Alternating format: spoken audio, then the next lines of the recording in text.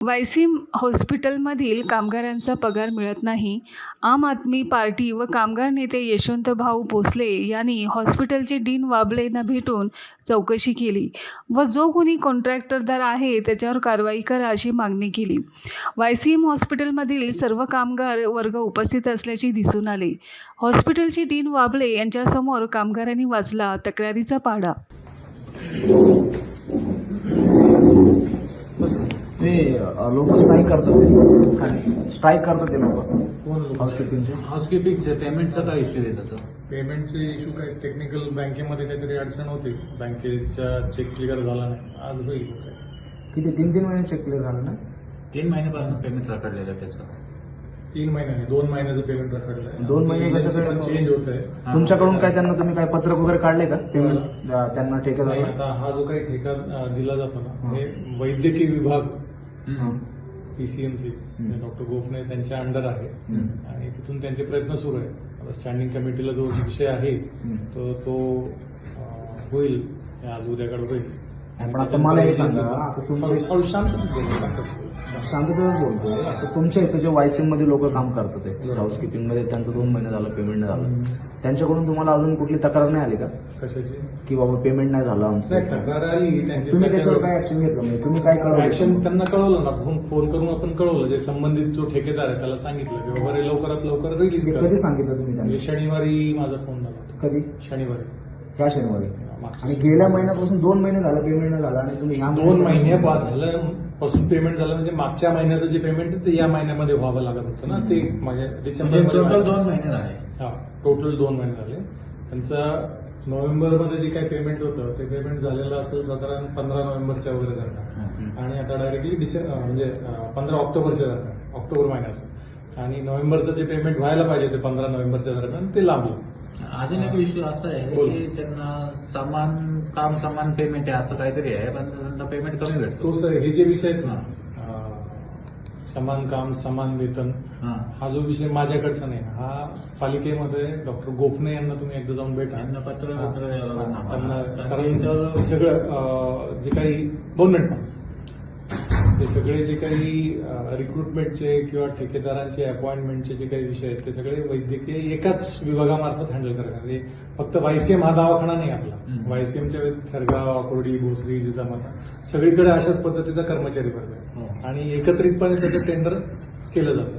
मला आता एक विचारायचं होतं, आता हे जे लोक आहेत त्यांचं 2 महिने झालं पेमेंट नाही झालं, आता तुम्ही त्यांना म्हणताय की आम्ही फोनवर कळवलं, असं तुमच्याकडून तुम्ही काय त्यांना पत्र वगैरे नाही दिलं का किंवा या लोकांचं पेमेंट झालं पाहिजे किंवा यांच्यामुळे आमचं काम बंद राहिलं का? दर महिन्याला आम्हाला पत्र द्यावंच लागतं. मग तुम्ही जातच ना तिकडे. मग ह्या संदर्भात कुठलं पत्र तुम्ही त्यांना दिलंय का? कोणाला पत्र दिलेलं नाही? किंवा वैद्यकीय विभागाला का नाही दिलं? का नाही दिलं? पत्र नाही, माझ्याकडे लेखी यायला पाहिजे.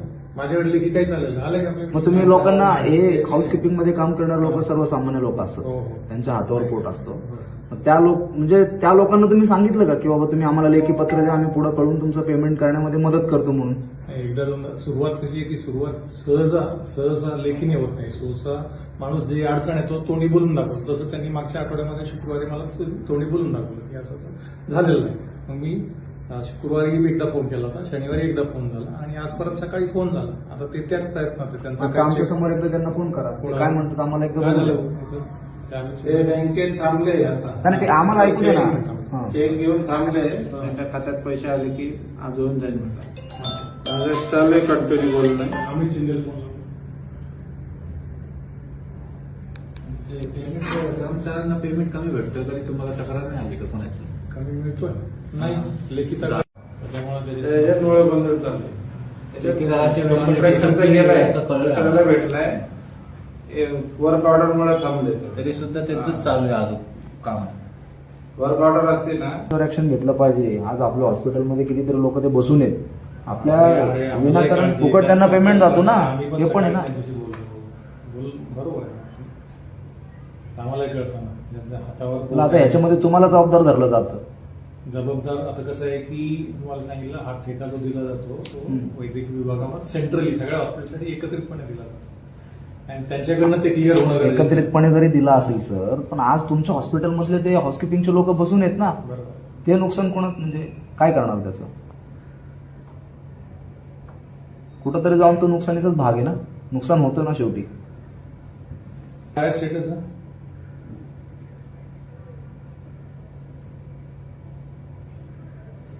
हो, पण मग काय स्टेटस आहे? आज होणार आहे की नाही ते तरी सांगा. मी इथं तोंड देतोय लोकांना.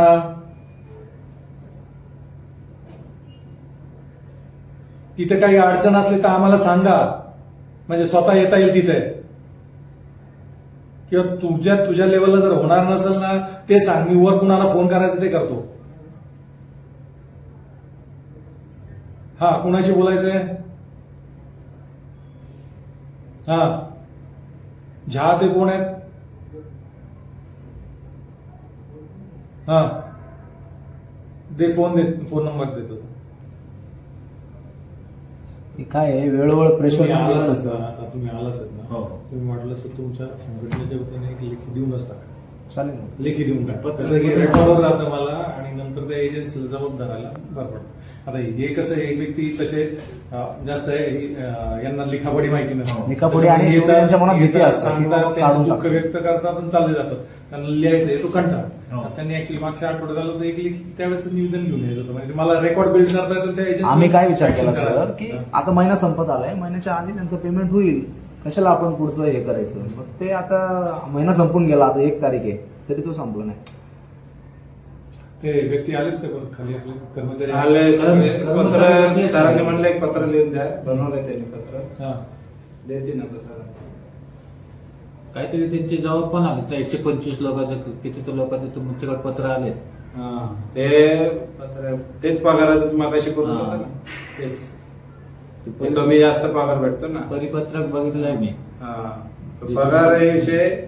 आता एक पालिका काय करते, तुम्हाला यांना एवढा पगार द्या म्हणून देऊन टाकते. त्यांनी नंतर काय ठेकेदार त्यांना कमी पेमेंट. मेन जो आहे तो झा म्हणून नावाचा प्राणी. मेन ठेकेदारालाच फोन लावायचा ना. ठेकेदार सोपं राहते. येतच नाही तो ठेकेदार, पुढं तोंडावर कधी येतच नाही तो. मग ठेकेदार जर येत नसेल तर मग यांना याच्यावर बसून अधिकाऱ्यांना जाणं येणं बंद करून टाकायचं.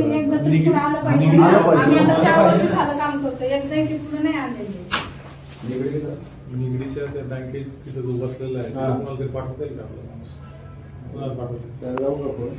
व्हिडिओ कॉल करायला सांगतो. येईल? आता फोन झाला माझा, तो तिथं तुमच्यामध्ये कोण इकडे शेजारी तक्रार जाऊन नाही तिथं केलं का बसला. सरांकडं? केली नसेल आम्ही बरोबरपासून करतोय. लेखी तक्रार वगैरे काय दिली का? नाही, लेखी नाही केली. तुम्ही लेखी देऊन टाकायचं ना तेव्हा. अरे लेखी पत्र एवढी दिलीत, हा. कमिशनरला भेटलोय.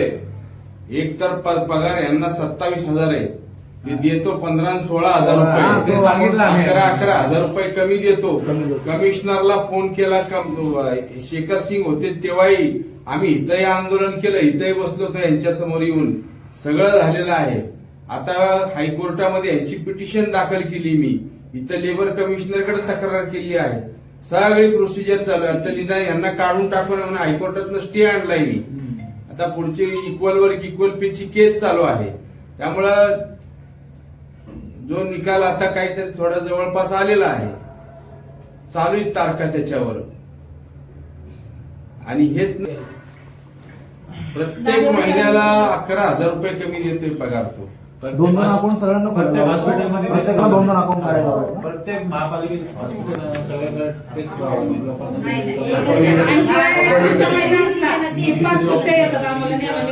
प्रत्येक 2 महिन्याला पत्र देतो आम्ही. 27 दिवस भरायचे, 1 दिवसाचा पगार नसतो आमच्या.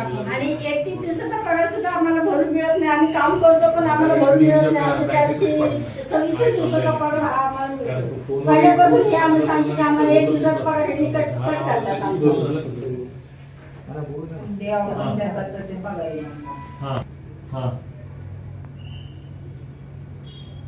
अरे पण ही एखादं तरी पेमेंट दिसायला पाहिजे ना. ही एकही दिसत नाही. सर्व्हर स्लो असेल तर एखादं तर जायला पाहिजे नाही. एखाद्याला तरी मेसेज आला पाहिजे. एकही मेसेज आला नाही. तर मग आपला एखादा माणूस सुद्धा बँकेत पाठवतील गाडी घेऊन. अमोल वकील पाठवून नाही. इथला नाही. आमचं जे बीव्हीजीचं होतं ना स्टार्टिंगचं ते सर आम्हाला 4 वर्ष पगारच वाढली. एका अकाउंटचा कंट्रोल त्याच्याकडे नाही, मागे. असं नाही. ते इथं काय करत. एक जण बोलत होता.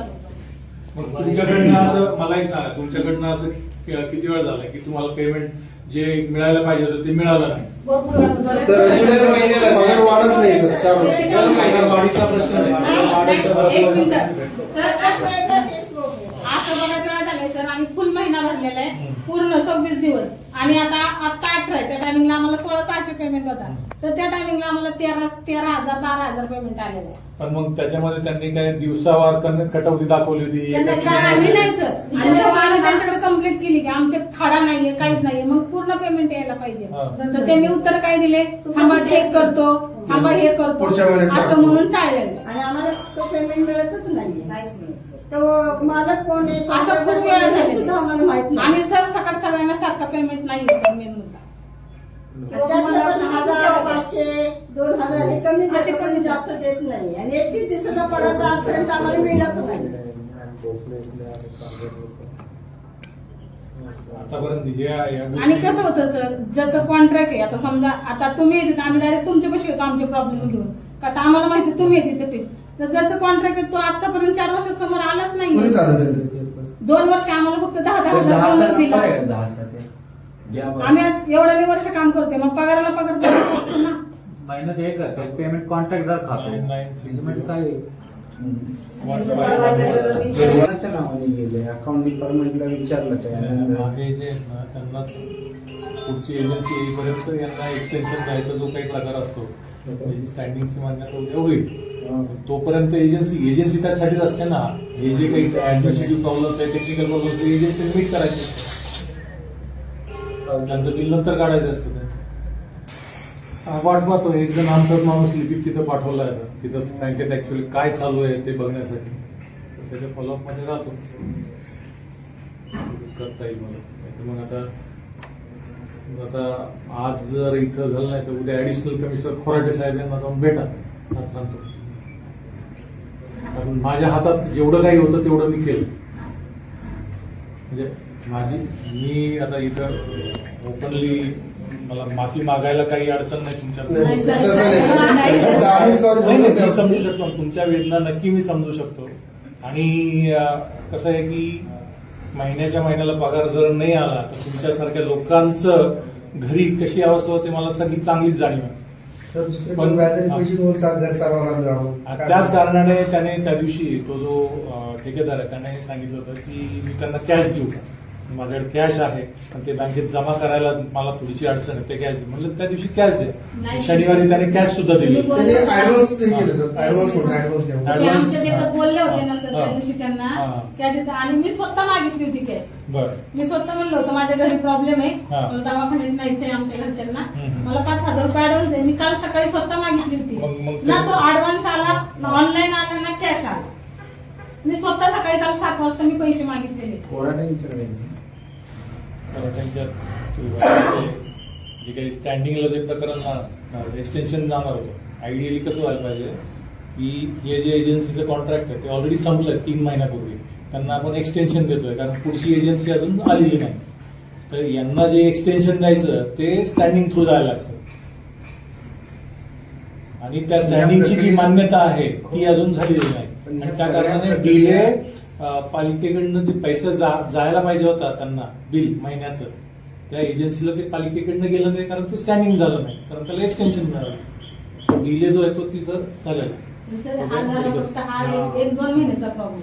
तिसरा